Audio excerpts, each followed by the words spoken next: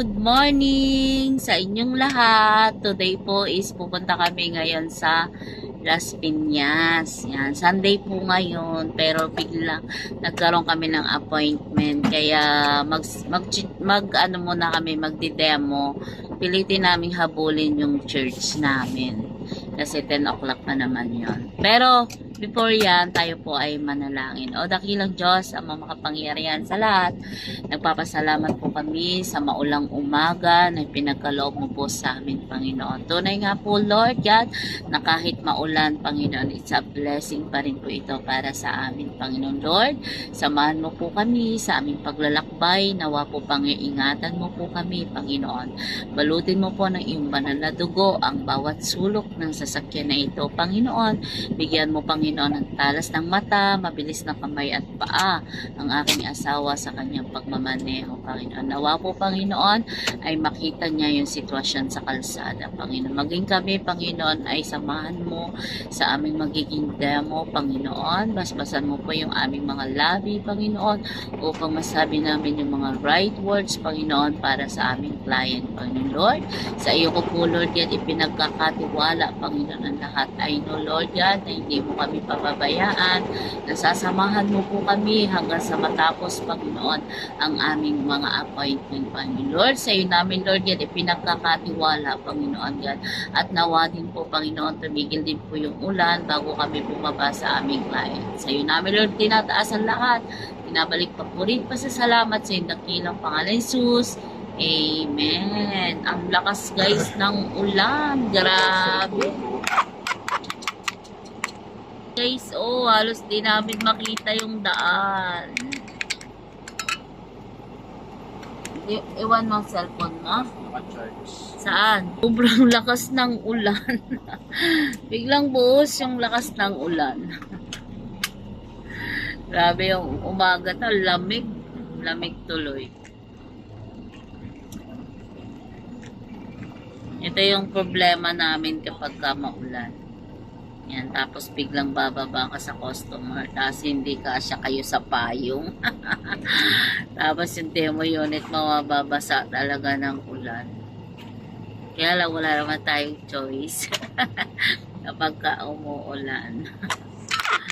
Sobrang lakas ng ulan ngayon. Ayan.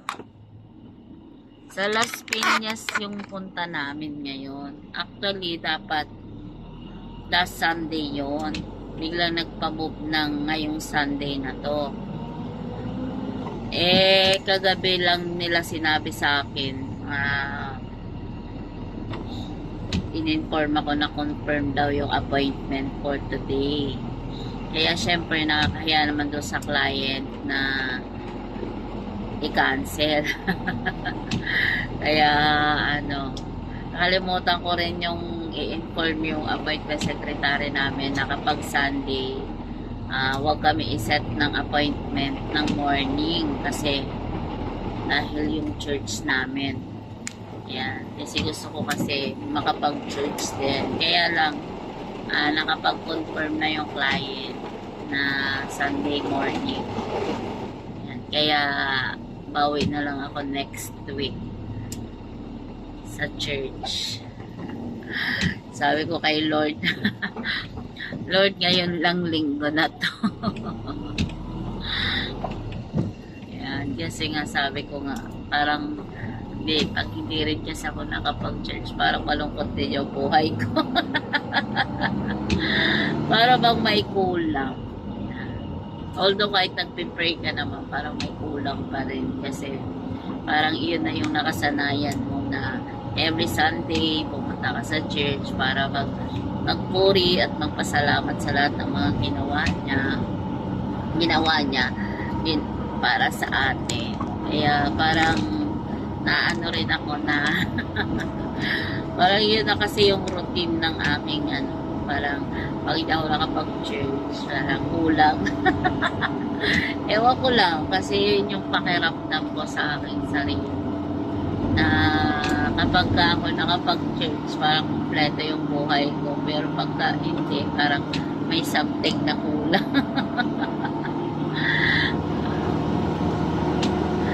Ewan ko lang. Ikaw ba, mahal? Ganon pa din ba? O, asawa ko tinatanong ko kung gano'n din yung pakiramdam niya.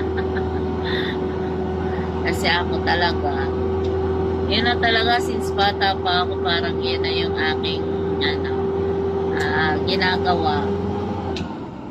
Kasi parang doon mo kasi na ihahayag yung ano mo, yung kung anong gusto mong sabihin. Kasi di ba, si Lord lang kasi yung ginawa kong kaibigan.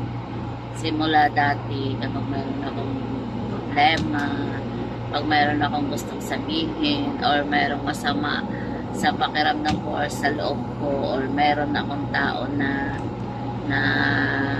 mayroon siyang nasaktan niya ako, yan, hindi ako nagsasabi sa kanya ng masakit na nalabag sa kalooban ko. Baga, si Lord lang, sa kanya ko lang lahat sinasabi. Kaya yun yung kaya pagka nandun ako sa church, hindi ako nahihiya sa mga kasama ko. Talaga nagpupuri, nagpapasalamat kay God. Kasi yun lang yung talagang full ba na may bibigay mo sa Kanya sa pagbabalik ng lahat ng blessing na binibigay niya sa amin. Kaya kapag ka Sunday talaga, nakaset yung mind ko, pupunta talaga ako sa church. Pero dahil nagkaroon ako ng appointment ngayong araw na to, last Sunday pa kasi na-move na ngayon. Ayun. Kaya hopefully, yan, maabutan namin yung church. Yan. Kasi hindi ko hawak kasi yung sitwasyon na yung anong oras kami matapos to. See you later, guys. God bless po sa inyo. Samahan niyo po kami. Mag-pray niyo po kami. Lakas ng ulan, Lord. Ingatan mo po kami, Panginoon.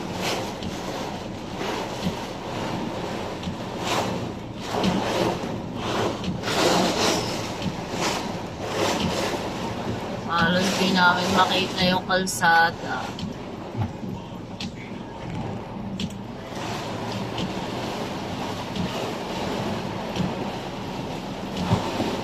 May kasamang hangin yung Malakas nga yung ulan.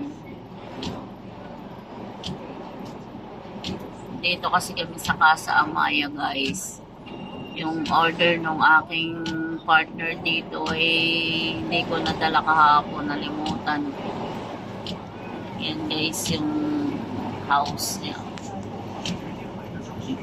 Pit-pit ka na lang. Kaya bubaba. Lagi talaga rin. Lakas talaga ng ulan. Grabe. Guys, kain na daw po kami. Ito po yung baon namin. Dami, no? So, mayroon kaming baon na fried chicken. Tsaka guys, ito yung laing na niloto ko kagabi. Oh. Hindi na namin naulam kagabi. Yan, ngayon na lang. Kasi nga, inabot na lang kami hanggang alas 10 ko niloto siya. Nag-pray po muna tayo. Dakilan Diyos sa mapapangyayan sa lahat. Maraming salamat sa bawat biyaya, sa bawat blessing na binibigay niyo po sa amin. Patuloy po, Lord God, di po sa pagpapala, sa bawat isa, maging sa aming mga viewers, at lahat po ng aming mga friends, Panginoon, and relatives, Panginoon, and family. Lord God, maraming pong salamat sa pagkain na sa pera, pagpapas mo sa mundo dito, nakalusog at kalakasan, at sa pagkakas. Salamat po, Ama, sa inyong pinagpas sa lahat. Sabay po po, salamat sa inyong para Jesus. Amen. Thank you, Lord. Kahit po tayo, may dala pong kanin yung aking asawa. Hindi na po kasi kami nakakain sa bahay, kaya dito na lang kami nakain. So, yung aming ulam ay laing. Sarap po ng laing. Thank you, God. Maliit yung dalang kutsara ng aking asawa.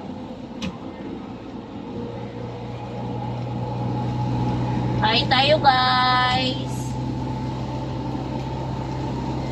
Kapag hindi na po kami nakakakain sa bahay, dinadala na po namin.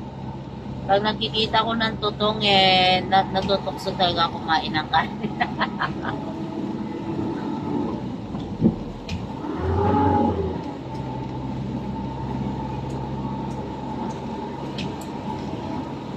Ang tagal ko po pinakuluan ng laing kasi pagka sandali mo lang sa niluto, nagkakaroon ng kate sa lalamunan.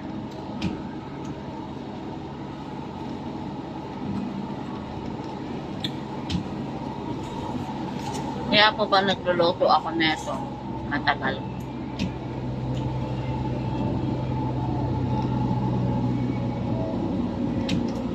Pero masarap naman. Paborito ko po kasi ulan.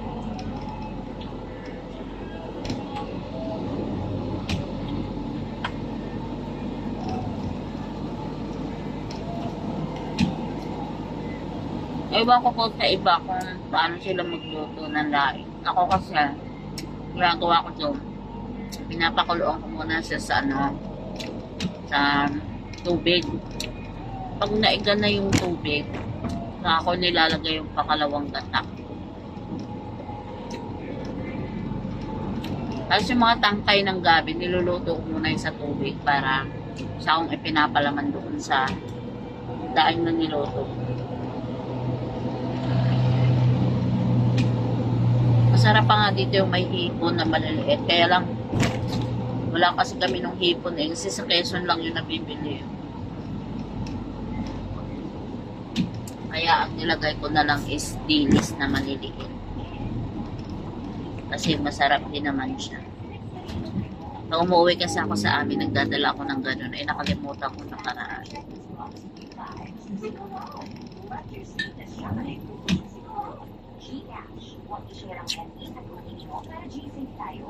Tapos masarap dito yung nag-aagaw yung asim. Hindi siya maasim na maasim, pero may nag-aagaw yung asim niya.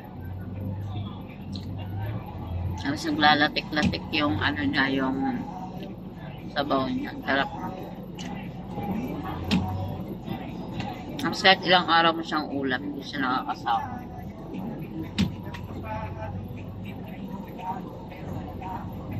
Mahirap nga lang siyang gawin. Kasi yung matrabaho. Pag may tutong yung kanin namin, napapakain ako ng kanin.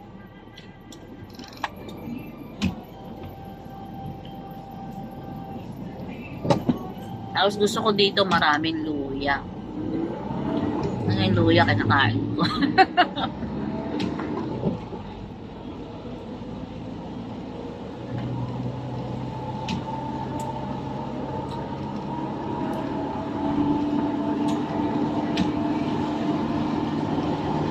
Sarap talaga yung naghahalo yung kaunting asim at saka yung gata ng nyug.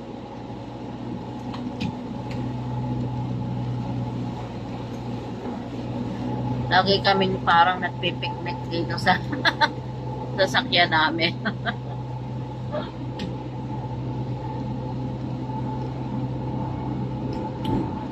Kapag meron kami maagang lakad, gabi pa lang nagluluto na.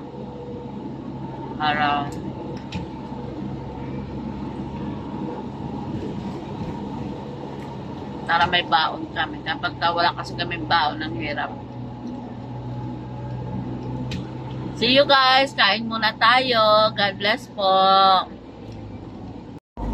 Sobrang lakas ng ulan ay baha ang dinadaanan.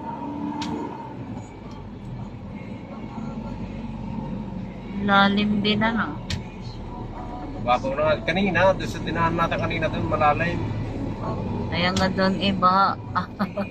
Ito ba yung gate doon ng Grabe yung baso. Nakasangin nyo lang, Ba kanina pagdaan natin dito wala pa yan, Malalim dito sa part na ito Kaya nga. Ay yung bus kanina, kaya doon dumaan, okay lang dumaan doon ang bus. Kasi mataas ang bus eh. Nakakatakot yung ano pag may lubak, Tawid yun natin nakabuta. nakabota.